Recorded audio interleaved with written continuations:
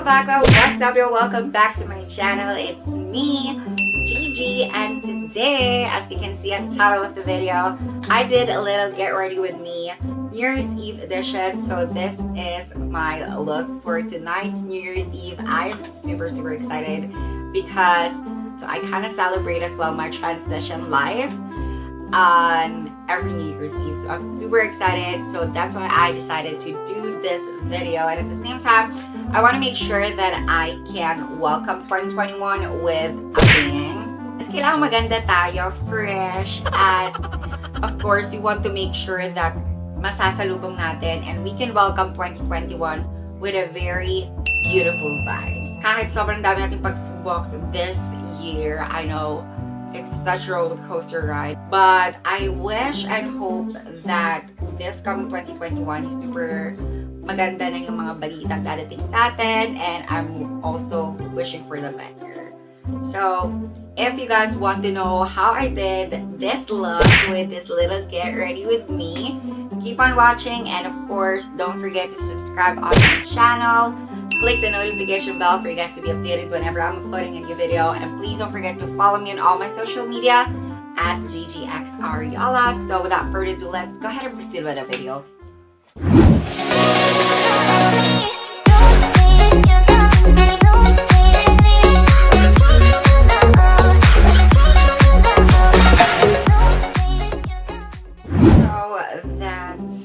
Start with the video, mga baklas. So first, I'm gonna be using this skin mattifying mist with tea tree extract from Lux Organics.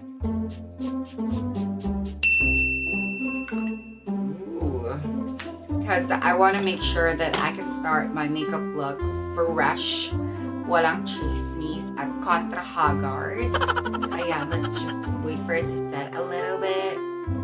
So once the mattifying mist is all set and dry, I'm going to be using this EV Advanced First Step Mattifying Primer because of course I want to make sure that my makeup will last the whole night, and I want to make sure that I can welcome this 2021 yung foundation kasi hindi ko last.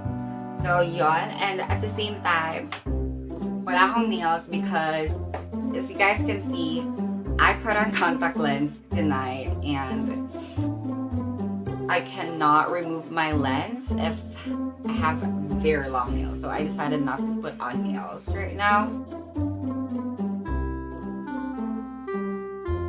Sobrang haggard talaga ng 2020. 2020 is such a roller coaster ride. To be honest, I never felt this year at all. Hindi ko siya naramdaman. Time flies so fast, to be honest. Parang what the heck, parang last time 2020 nasalubong namin siya, and now it's another year. 2021 is coming, and alam ko din mga bakla that hindi lang ako but everyone is wishing for a better year this time because 2020 is such, you know, it's very overwhelming. Sobrang daming eksena at ganap, nakakaloka at nakakahaggard. That's why I want to make sure that I can start my year perfectly this time. So, 2021, please be good and be pretty for this time, okay? Kaya tapos na tayo mag-prime na ating face. So, I'm just gonna be color correcting. And I'm gonna apply that here on my beard area and of course under eye. For color correcting, of course, I'm gonna be using this Grwm Pro Concealer in the shade orange.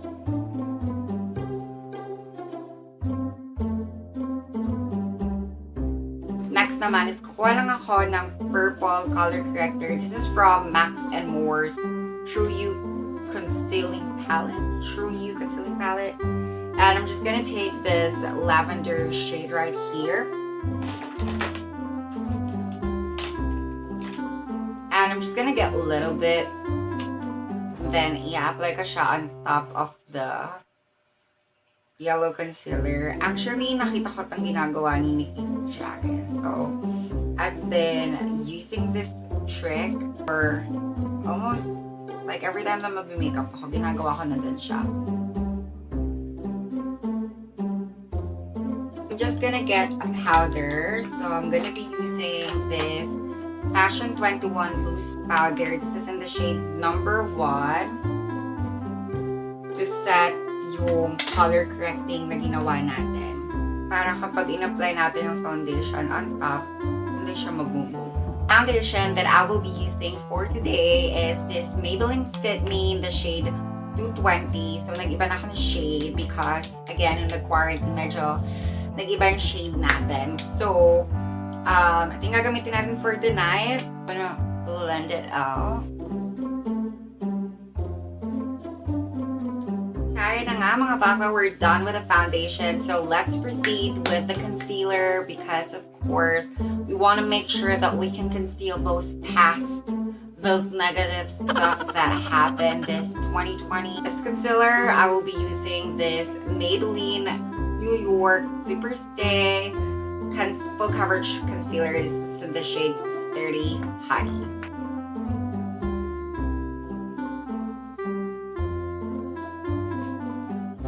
At yun nga mga bakla, I want to say sorry as well because I wasn't able to film my vlogmas because I've been through a lot this month, to be honest. Sobrang daming challenges, sobrang daming stress. At malay nyo next year, second sa third attempt natin, mag-tuloy natin yung vlogmas at ma-fulfill natin siya. So we're just gonna set everything with the powder that I used earlier.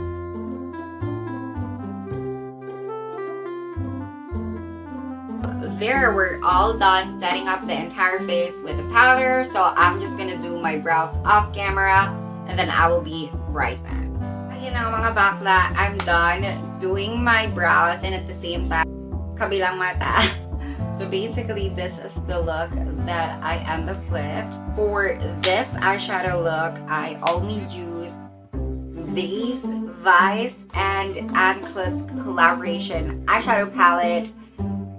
Guys, I'm so happy with the shade on this palette. Very konti lang yung mga shades na ginamit ko dito sa palette na to, but it looks so good. Let's start. So first, ang gagamitin natin shade ay etong color right here as my transition color, and this is in the shade Senal. Yeah.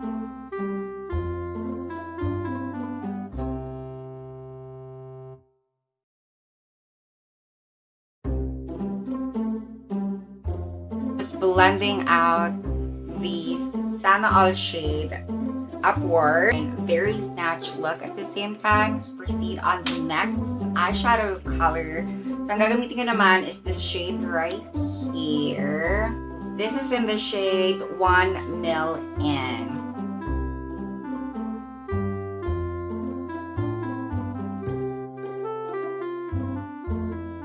And then I want to make sure that I can leave the center of the lid clear because we will be putting concealer later. Now I'm going to proceed with the darkest shade in the palette, which is right here, this one, with the same brush that I used. This is in the shade Plantita. I'm just going to take that and make sure to deepen our outer V. Kabog na kabog ang ating look sa New Year, diba? Bago magputukan, bago mag-start ang putukan. But lagi natin tandaan, sinasabi nga nila, huwag magpaputok sa loob, sa labas lang. And be safe. Hindi ko lang sure kung may mga nabibilang pa ba ng mga paputok or stuff. But hindi naman kami nagpa-firecrackers. We're always using parata. Yun lang. Because we want to be on the safe side and we're scared na maputukan. Sobrang takot kaming maputukan. Almost done. So we're just gonna get concealer from the same palette that I used earlier. This is the True You Concealing Palette by Max & More. Padala sa akin to ng tita ko from Germany. And the reason that I use this for my lid is because the product itself are a little bit sticky.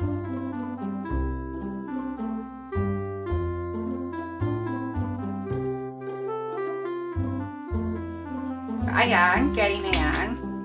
It's okay to be messy, I swear. for the center lid, sa shimmer part ng ating eyelids, I will be using the shade right here. Itong nasa taas na to, in the middle. This is in the shade ACD.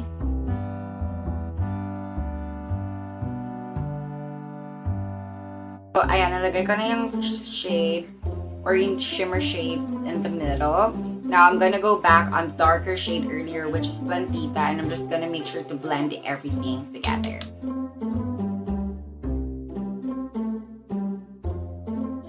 So, ayan na nga, we're done with the eyeshadow. So, I'm just gonna apply my eyeliner and my lashes off camera, and then I'll be right back. Okay? Ayan na nga mga bakla, we're done with the eyes. So, natapos ko na yung eyeshadow look natin. For contouring, of course, I will be using this Vice Aura Contour in the shade Confirm.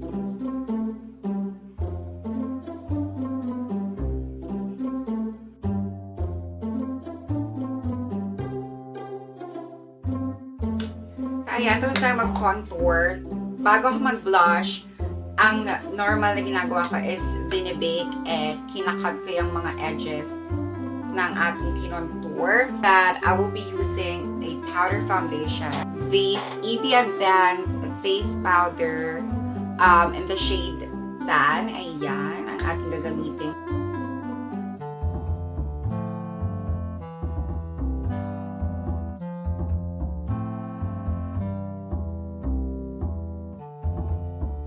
I'm just gonna get like a big powder brush and just brush everything together. For the blush, the one that I will be using is this Quad Cosmetics Cheek to Cheek Duo Blush and Highlighter in shade Couplet. So again, ito yung nalagay ko at nasira ko sa haul na pinakita ko last time. But this is the one that I will be using today.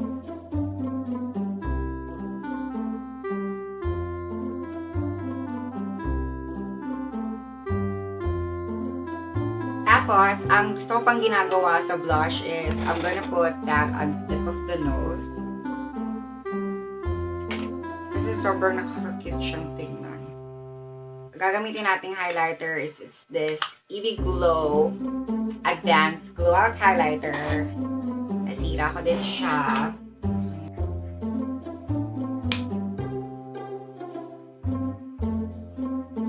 Bago ko din makalimutan, naalala niyo ba yung glitter na ginamit natin last tutorial last year?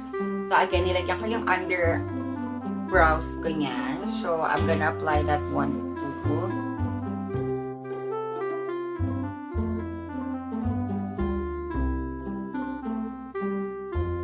Bago ako mag-lipstick, I want to make sure to set everything. So I'm just gonna use this EB Advanced Lock That Look setting spray. So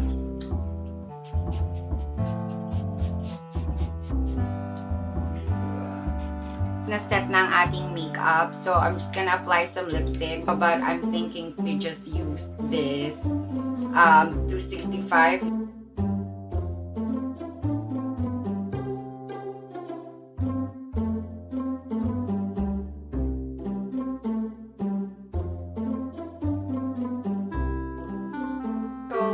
Ayan, so ito na yung Maybelline lipstick. Pero parang hindi ako na-happy dun sa shade. Parang I want radiant color. So I'm just gonna add this Alana Mineral Cosmetics na liquid lipstick. This is in the shade Love is True. So I'm just gonna apply that on the inner part of my lips.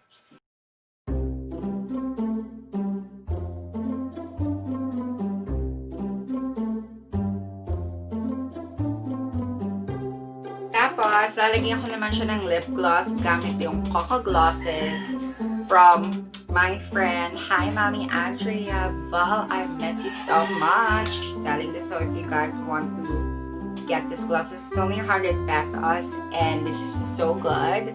I will be linking her account in the information box so you guys can check her out and get this lip gloss.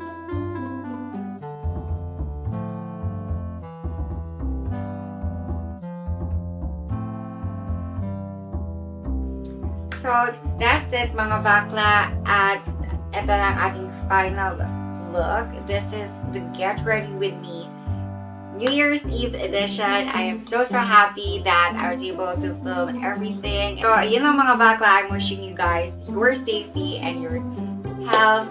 And I'll see you guys on my next video. Please don't forget to subscribe on my channel mga bakla. Click the notification bell for you guys to be updated whenever I'm uploading a new video. And at the same time, don't forget to follow me on all my social media. Links will be put down in the description box or right here. And sana ay nagustuhan nyo ang ating look and get ready with me video.